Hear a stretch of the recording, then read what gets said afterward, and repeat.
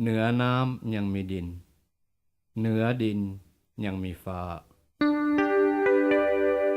เหนือฟ้า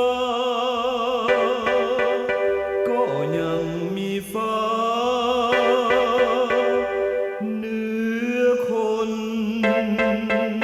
ก็ยังมีคนอันมนุษย์ที่โลกมาสุดเลิศแล้วก็ยังบ่แค้วความตายไปได้อันว่าคนเหนือคนย่อมมีมากมายบ่มีไผใหญ่เป็นเจ้าปัตภีกรรมเท่านั้นที่ปั้นให้เฮาเป็นคนสับเปลี่ยนเวียนวนผู้จนผู้มีอันสังคม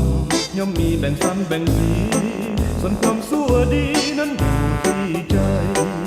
อย่าทะนงว่าตรงว่าตนเหนือคนผู้ยิ่งกว่าตนนั้นอาสงไขยทำตัวไว้นั้นบ่หมายว่าจะปราศัยจงจำชื่อไว้ผู้คิดว่าตนเหนือคนความลุ่มหลงว่าตนประเสริฐเลิศแล้วจะเป็นหอกแก้วหับตัวมองมนอันผู้ดีย่อมมีแต่ความอ่อนโยนเก่งกาจโลดโผนบ่พ้นดินทา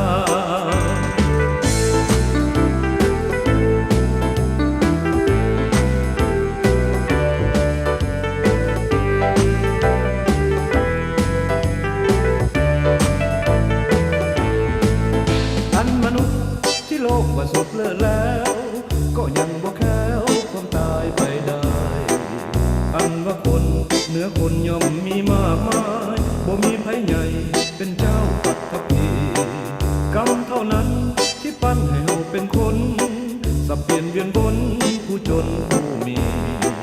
อันสังคมย่อมมีแบ่งสันแบ่งสี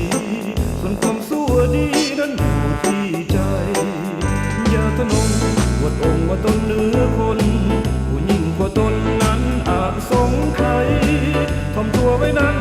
บ่หมายว่าจะปราศัยจงจำชื่อไว้ผู้คิดว่าตนเหนือคนความลุ่มหลงว่าตนประเสริฐเลิศแล้วจะเป็นหอกแก้วหักตัวมองมนอันผู้ดี